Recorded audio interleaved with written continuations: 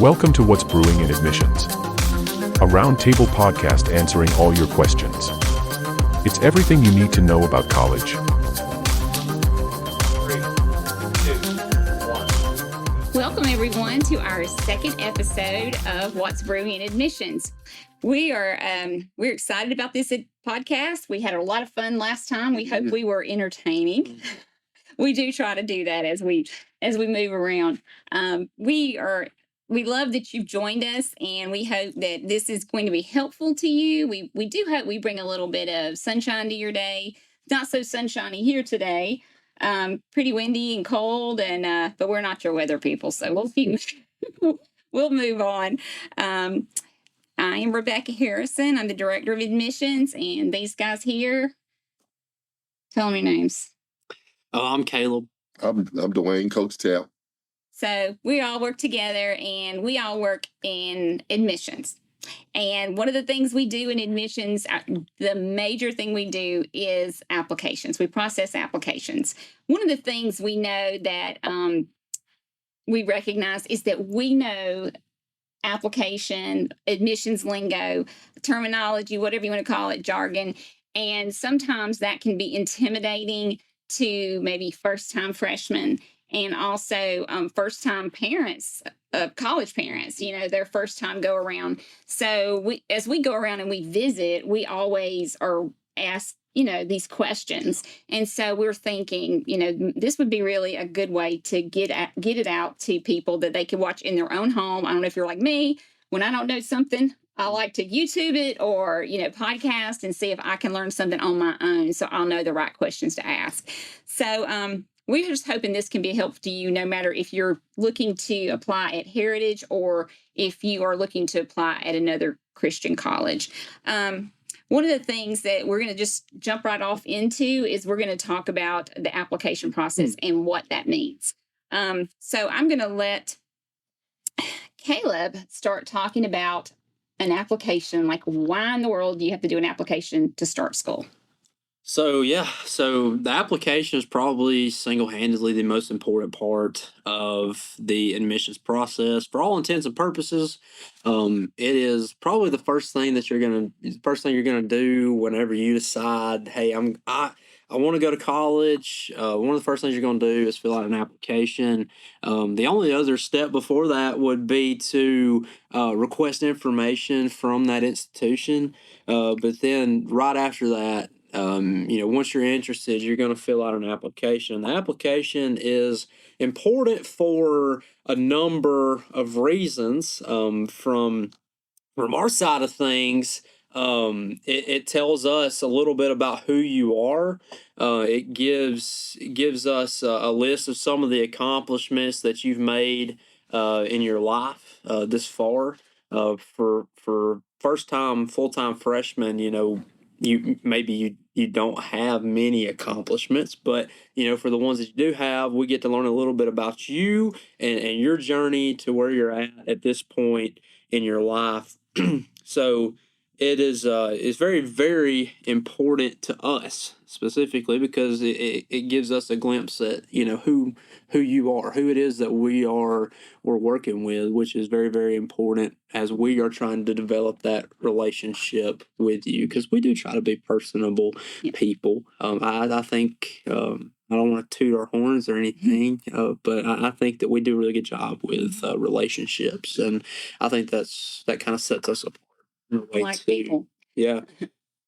So the application is basically it's just a list of questions. You're gonna a variety of questions from who are you, what's your name, where do you live, to what have you accomplished at this point in your life. Most applications are specifically has an area where we ask you a list of questions, about two questions, and how you answer those questions tells us a lot about who you are, and tells us a lot about your mission, your purpose, and really lets us know, are you a mission fit student? Do you fit here at Heritage Christian University? And the same would be the same wherever you apply, really. But Yeah, and I think sometimes, and when you get to those questions, especially with us, we don't want it. It's not a pass or fail. It's really, we like for people to be themselves and tell us really about who they are, because we're trying to get to know you, and that helps us guide you and helps your advisors guide you to the right path of ministry. And so those questions are important because they do help us. Yeah, I but would it say, helps you. It helps us help you. especially now, I would say that's probably the most important part of the application, because if you, for one, you have to follow instructions. Yep, You know, pretty there are important. guidelines for how we want you to answer those questions. You know, I don't care. I don't care about the rest of the application, because that's just information, personal information about yourself. What we're really looking at and what our acceptance committee is looking at are those questions. And if you don't answer those questions within the guidelines that we have set, then that tells us enough about you that, you know, maybe you're not fit. So, you know, take those seriously, because it's the personal things that we ask about you that I think are probably the most important part of the application. Some of the key things in the application, number one of them is the references also, along with the questions. Yep. I think goes maybe hand in hand along with that, your references. And we like those references, especially one of them to be your minister, someone that knows your spiritual walk, for us. And Dwayne, you want to tell them a little bit about being prepared for that when they go into the One thing application? I noticed about references is make sure you contact who your references are. Absolutely. A lot of times the minister does not have any knowledge of you listing them. A lot of times they do not check their emails. Yeah. There was one instance that we tried to run a reference down for 6 months. Yeah. The guy never knew anything about it. Yeah. So make sure that your reference know what you're trying to do. You got an application in at Heritage Christian University, and you would like to be considered as, I guess, what in it. Yeah. I mean, what kind of referral do you think they're going to give you if they know nothing about you? Right. You know, listing them as a reference on your application. Yeah. And even with that, your reference can't be blood related. That's right. And many times we had to kick it out and find somebody else because they listed family. Yeah, and you know, I think etiquette for references is somebody that's known you for at least 3 years. I think, you know, across the board, I think that is the standard practice. So. And, you know, also just remember that when you're going into doing the application, you'll need some just contact information about them, their name, their email, and their phone number. That's really it. And talking about etiquette, I think really one really good thing to do is to call them first and actually to use them as a reference. Absolutely. Most people are going to say yes, but we need to let them know that, and let them know it's going to be online. I think most applications are online. I know ours is, and that reference gets shot to their email address, and it takes them like 5 minutes. Yeah. So that's really important. So I say the answering the questions, reference is super important. And then we start getting to like real kind of tedious things. Yeah. They're important, but these are the less fun things about it. But you have to do it. So the other thing are official transcripts. And that can be tricky, especially at first, and you've never done this before. But just some tips on that we like to give you is if you're a first-time freshman, that's what we're talking about. Yeah. You may have taken some college classes called dual enrollment classes. We offer those here as well. But you may have those while you were in the high school. And so you'll get college credit for those. So it's very important that you get the transcript, you request a transcript from that particular college that you got the college credit from, along with your high school transcript. How you can request those is going to be determined by what's on the website of that college or of that high school. And a lot of times those will be electronic, and you can go in there and you can request them. Sometimes we can do that for you, but a lot of times schools will not give us permission to do third-party requests. So they won't let us request it for you, even though you give us permission on the application. You have the choice to either accept or not, get us to order for you. Yeah. But we can't get it from you directly. It has to come from that And call the it's agency or whatever. yeah, and it's not that we don't trust y'all, and I don't want to, we don't want to make it sound like that, but that's exactly what we're saying. I mean, it, and no, but seriously, like it is, it could potentially be an issue, if we are, requesting a transcript and you send it to us, for all we know it's fabricated. You're not being honest with us. That could be a potential issue. And I think the reason that we request the official copies is because we know it's coming directly from that institution, and it hasn't been tampered with. Right. So, and it's not that we don't trust you people. We do, but I think it's just a good practice for us to do it that way. And then also like all the part of the application, we tried to, cut down and not put a bunch of stuff in there that's not necessary, because it's like going to the doctor's office and you have to refill out your history, your medical history every time. So it gets really crazy. It's like, don't get me started. I mean, honestly, it's like, I just did this last week. Yeah. But you've gone a whole week. I need you to do this again. So that's what it feels. I know it's not like that. But anyway, we do not try to do a lot. We try to trim it down as much as possible. But what we're doing is we're trying to make sure you get the best start. And we want you to be, we want to be transparent with you. We want you to have everything in. We want to dot every I and cross every T, because this is serious. We're talking about the rest of your life. We're talking about your education. This is not a joke. We're really seriously trying to set you up for success. So some schools will let you start and turn in transcripts later and things like that, but we don't do that. We just go ahead and make sure you got it to begin with, and because the federal government requires we do that, and that we get official transcripts before you can get an official transcript from us. So that is something we just do ahead at the front end and make sure we have that. That's in our policy, in our catalog, that we do that. So if it's in the policy, it's in the catalog, we have to do it.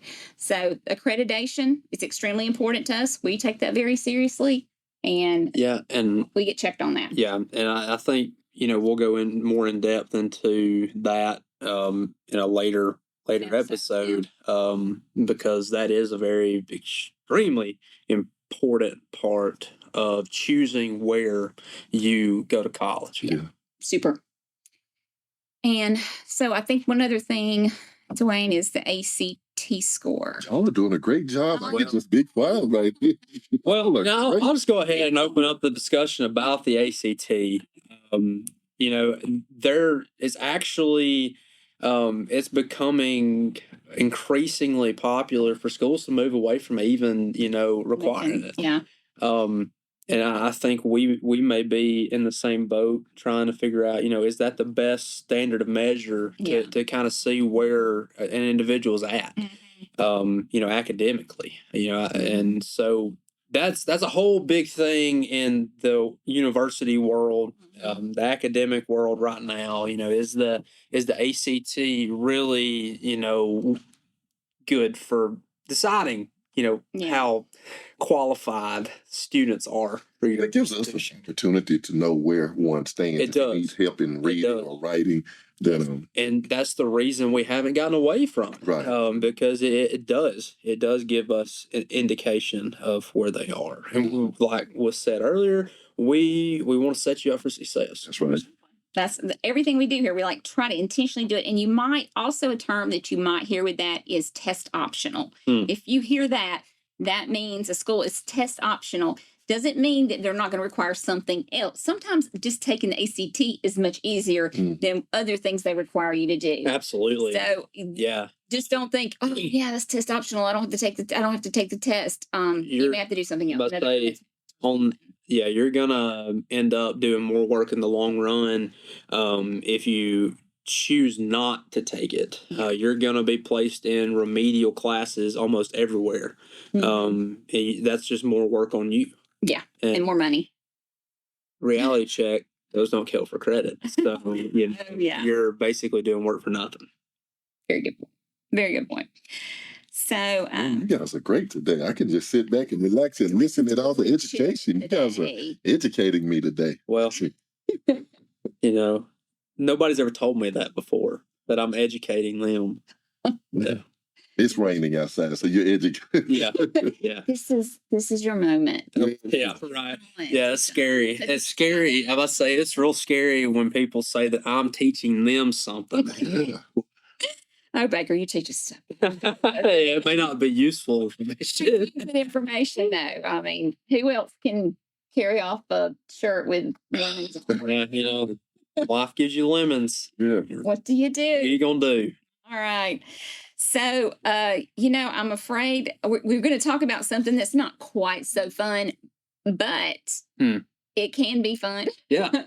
It's called your FAFSA. FAFSA. There you go. FAFSA. Say it right. There you go. Everybody, I hear people say FAFSA. No, it's FAFSA. Yeah, FAFSA. Yeah. It stands for the Financial Aid,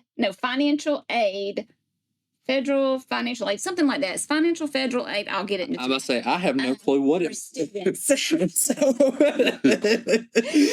student aid. Anyway, Yeah. You have to file this form on the website for the government, and you have to have your W-2 or your parents' W-2. If you are a first-time freshman, that will be your parents' W-2. So you'll need some of their help with this. You'll have to do a lot of it. That's the news flash. Yeah. As a student, when you get to be in high school and you're applying for college, you have to do this yourself. That's right. Because another big thing is the professors are not going to talk to your parents once you get past our office. So parents, if you have questions, this is the time you talk to us. We're going to always be your friends.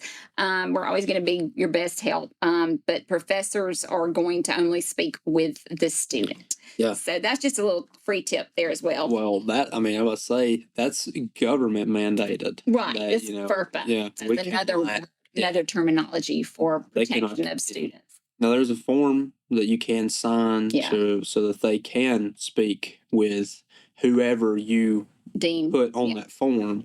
But unless you sign that form, they, by law, cannot speak with anyone else about your academic information. Yeah. Absolutely.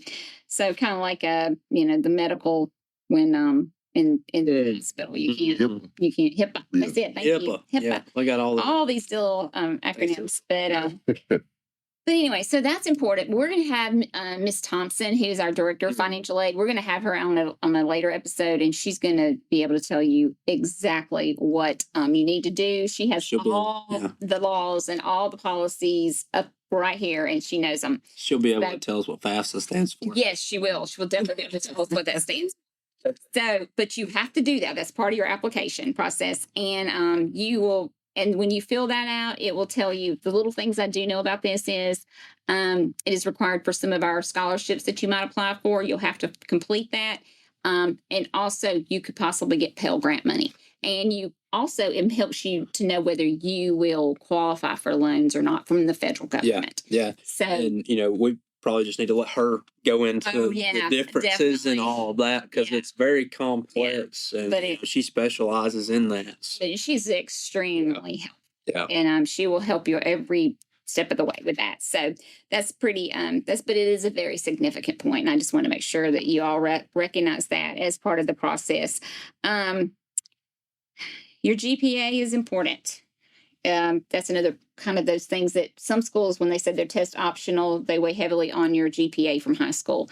So that's just kind of we're not at that point. We're kind of using your when you to enter to get accepted into this college or the university, you have to have your we're not looking at your GPA as much. It's your ACT. I was actually Googling what GPA stood for.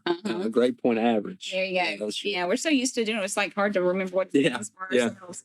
We're going to help you with terminology. I think we're getting educated as well today, getting a refresher course.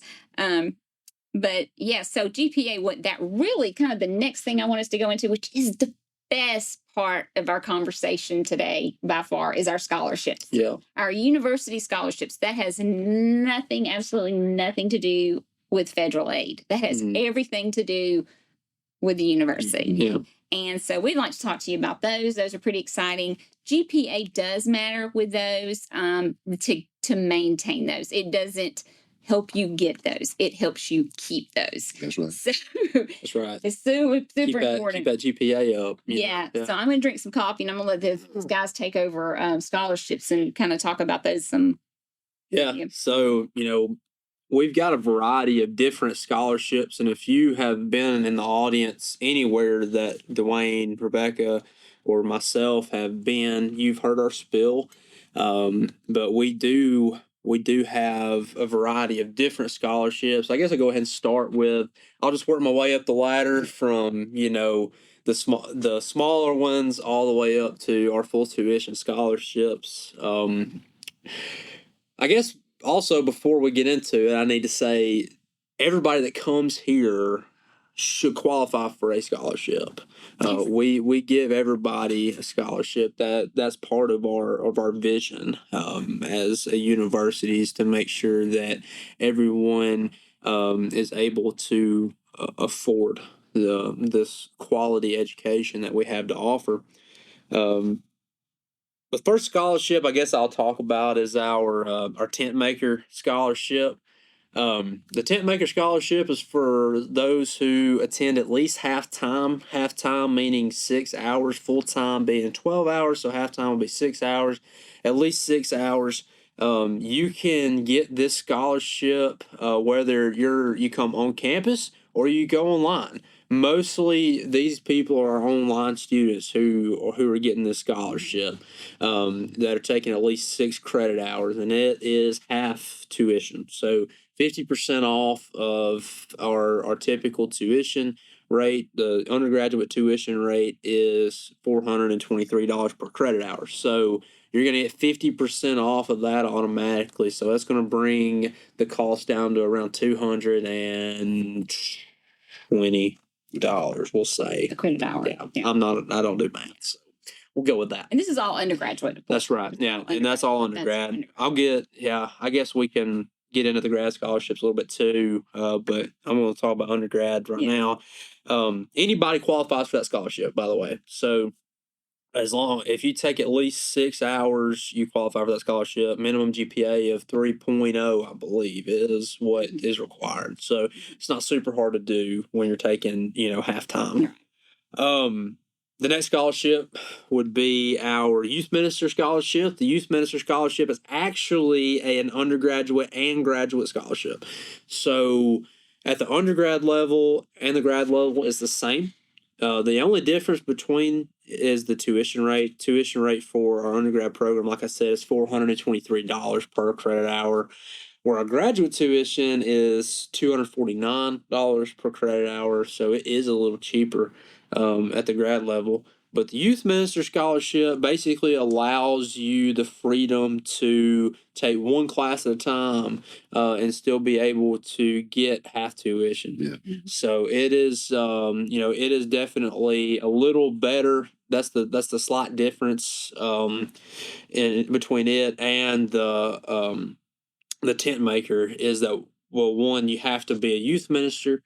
We do require a letter from your eldership stating that you are the youth minister of that congregation. I hesitate to say employed by that congregation, but so if your elders declare you as their youth minister, then you just get them to send us a letter and we can award you that scholarship. And it's also got a minimum GPA of 3.8 or 3.0, not 3.8, because that would be ridiculously high. But 3.0. Yeah, it would be. Some people can do it though. Yeah, definitely. But one of the things I think as you're describing this, and I'm thinking about it, it always I love about everything we do here. We think about the student, and these are designed especially for ministry students, right? Because that we know what it's like.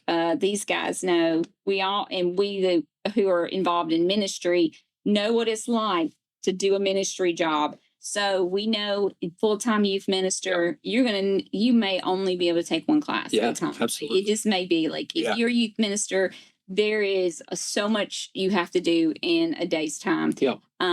You pretty much are the catch-all for everything. That's right. So Yeah. we get that. And so you'll see some Yeah. of that in the different scholarships. You might see that shining through, and that's on purpose. That's right. That we do that. And then I think those are our only two, like half tuition. The other two are our full tuition scholarships, right? Yeah. And I'll go ahead and talk about the legacy scholarship. This is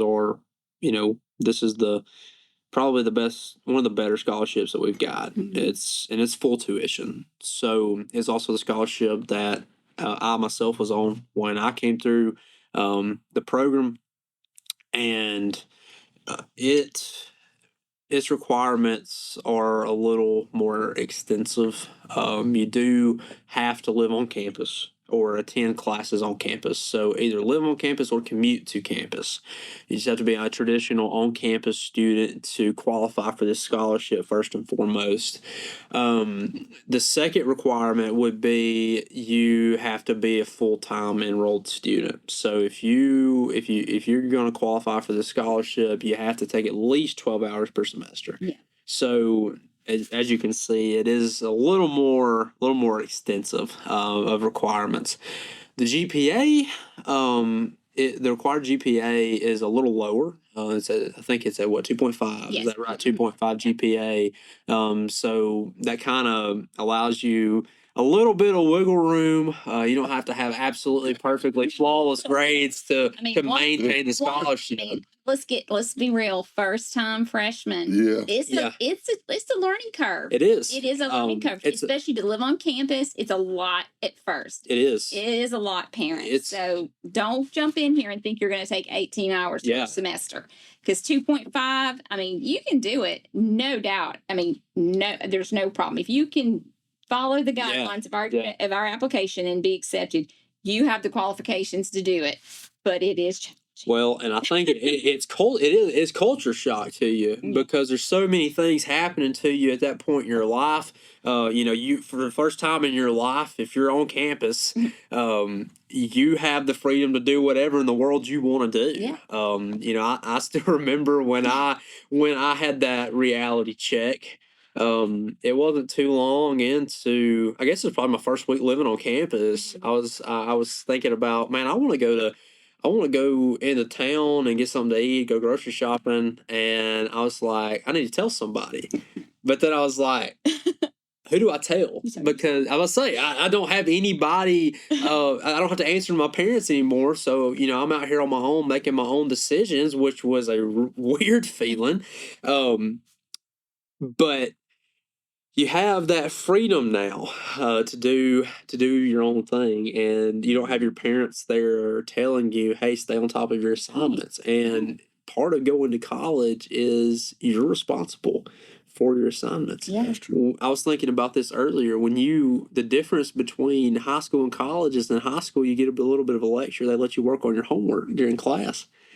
Now, when you start going to college, it's straight lecture for 3 hours. And then guess what?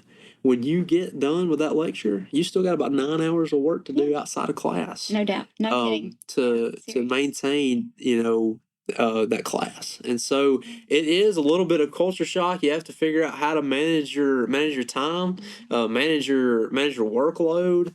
And so there's a lot of opportunity to play around and have fun, but you got to make sure that you're disciplined enough to get your work done and get your assignments turned in on time, because we see it all the time. Guys come in here and they don't discipline themselves. That's true. And they get off on the wrong foot, and at the end of the semester your boss is locking you in your office because you haven't submitted your final paper. Listen, would do that. No, I don't know who that would have been. No. But yeah. Fun times. Yeah, fun times. But yeah, that's the legacy. That's a little bit about the legacy scholarship. I guess go ahead and throw in there a plug for the degree completion. Yeah, I was going to say the degree completion is an undergraduate scholarship, but it it's more for people who have gone to it is for people who've gone to a preacher's training school. You may have done that right outside of high school. Yeah. You may have done that and completed a 2-year program with them. The good news is we give you credit for that if you do that. But Dewayne can tell us a little bit about degree completion. Just kind of skip. You keep going. Well, I just want to talk about the GPA part. You want to talk about GPA? Yeah, I mean, it can actually, like you said, when these guys come in for a semester and you are really not functioning on your work and your GPA drop, it could hinder you the next semester. It could. You lose your scholarship. And that's why we try to be strong mentors and help you along the way so that you can keep this scholarship. Yeah. And I'll go ahead and throw in a plug for our degree completion students too, because like they are some of the most disciplined students that we end up with. Absolutely. Yeah, I mean they really put y'all through the ringer in preacher training school. Oh my word. And y'all got a workload to manage. They teach y'all discipline. So when y'all get here, y'all usually rise to the occasion. Yeah. It's y'all are least of our worries because y'all are usually have learned those. And even with that degree completion scholarship, we have a limited amount. We only have. That's right. That's right. 25. So if you're coming from a preacher school of training, you need to put your application in ASAP right now. Right. Yeah, we'll provide a link over here for you to click on. It doesn't matter if you're 55 or whatever, and you graduated from one of those schools years ago. We still honor that. We do. We talk to people. A lot of those schools we're 56 years old, our institution, but some of those schools are older than us. I know Bear Valley's older than us. Oh, yeah. So I know that we have high regards for those schools. And so we love those students. Yeah.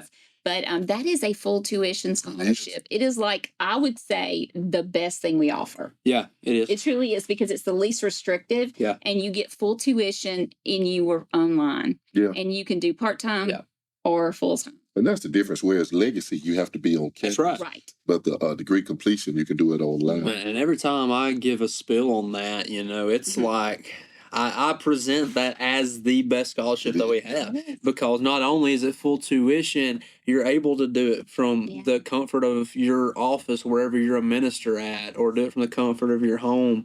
You don't have to come to campus to do it. And what I think that does go back again, like these were designed with the particular student in mind, because we know preacher training school students, we don't have to worry about the fact they can take a full load from home, online, whatever. When you're first-time freshman, doesn't mean you can't, but it does help because of all the shock of everything being first responsibility. So that's kind of designed for your success. It's not set up to not give you as much, financial help, because actually, if you want to come here and you want to be a ministry student, money will not be a problem. I'm about to say, at the end of the day, we're not going to let money, hinder you from being able to do this. We tell people that all the time. Yeah. And, we mean it. You got to want it and you got to try for it. That's right. And that's, I think that's just fair. This is God's money.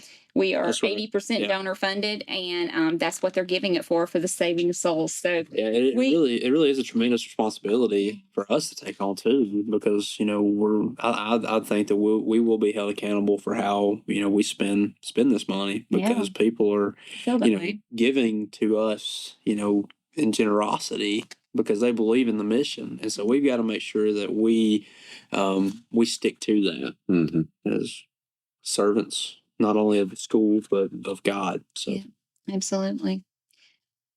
Well, I think that there's so much more I'm sure we could say, but we'll say more at a different episode. But I'd like for us just to kind of talk about what we're doing. We stay so busy, and y'all know that because a lot of you that are watching this have seen us out there, and we're everywhere. We're from Pigeon Forge to Colorado to Vegas. I got to see my Texas people twice last week. You sure did. Yeah, so that was fun. I'm still trying to figure out which way's up after last week. Right. Yeah. I mean, it was crazy. And you were gone for like 2 weeks. Yeah. Right? Dewayne, I didn't even know if he was still working with him. He was gone for 3 weeks. And with lads to leaders and getting ready to go to the Siebes lectureship. That's right. Yeah. You got that coming up too. Man, that's... Woo. And then because we get to go to all of the preacher training school lectureships. Yeah. So that's pretty cool. That's extremely important. Well, for the most part. Yeah. Well, we try. Yeah, that's definitely we try. There is only 3 of us, so we just cannot be everywhere. That's right. Clone ourselves and be everywhere because we want to be everywhere. So let's see. We have our golf tournament coming up. We do. First Friday in May. That's right. All you golfers out there, we would love for y'all to come and have a fun day at the beautiful Robert Trent Jones golf trail. I'm gonna miss that. Yeah, me too. I'm gonna be. Because y'all be on the road. I'm gonna be supporting Memphis School of Preaching. I'm gonna be supporting my Lads to Leaders people out there in Oklahoma and their inaugural Lads to Leaders out there. Yeah, so that's exciting for them. So I will be there. But normally I would be playing in the golf tournament.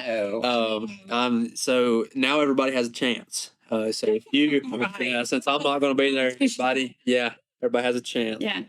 Well, and you also the golf tournament also is an opportunity for you if you want to sponsor a hole or if there's still ones available or just financially, it's a great opportunity. We're always having opportunities. We'll try to make sure those who tune in know about those opportunities that we have. We have a lot of things going on campus too, and we'll try to keep you in the know on those things. We just had the Better Conference. Phenomenal. If you've not ever been a part of that, you need to make plans for that next year. We have we have a lot of things coming up, but in May, like I said, graduation, we have golf tournament. We don't really have anything going on.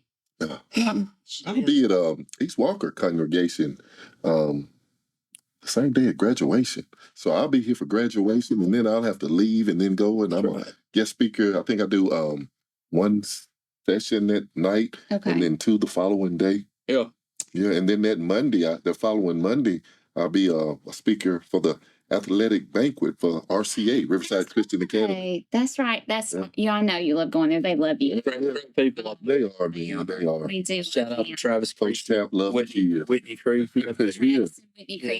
Creasy, they're just the best. Legends. Absolute legends. Absolutely. Travis Creasy of Ben and Travis. Yeah. The Creasy we're talking about. Well, guys, it's been great hanging out with y'all today. We hope you have enjoyed a cup of coffee at least, or 2, while you've been with us today. And I know I have. Right. We had these cups really full. Yeah. So we hope, we got new cups. Shout out to Cindy Brothers. Yeah. Yes. Thank you. These wonderful mugs that she so graciously and willingly. And if you would like a cup, just write us, call us, text us, and we'd be glad to talk to you. Did you say write us? Yeah, through email. Okay. How about saying? Yeah, on the computer, email. Yeah. It's so funny. Oh, this is what we do every day. We keep each other sharp this way. But Kaleb Sampson did the design. He did the design for this. He's the guy behind the camera. He's the guy behind the camera that's cutting out all our bad spots or better be careful. He's going or showing or showing all our bad spots, depending on how he feels about us when he's doing the taping, cutting and splicing. But anyway, so I think that's what we wanted to tell you about that. We started out with that, and I guess I saved the best to last. Yeah. But guys, it's a great talking with you. If you want a mug, Dewayne will autograph it for you. I will. We'll ship it right to your house. Yeah. Hey, if you like this video, make sure you just like it and share it. Make sure you like it and share it. Yeah, that's right. Give us a follow on. I guess we're gonna be on Apple Podcasts, Spotify, and Google Podcasts is gone now. So and last but not least, at the bottom of the screen is a telephone number to the admissions office. If you have any questions, by all means, feel free to give us a call, and we'll be glad to get you an answer to your question. That's right. Or go to our website and inquire. That's way. I'll just call us. Plenty of ways to get in touch with us. I'd rather talk to them. That's right. We do like to talk. I know they're shocked. That we like. Yeah. See y'all next time. Bye. Peace. Thanks for joining us for this week's podcast. For more information, go to hcu.edu and remember to like, comment, share, and subscribe.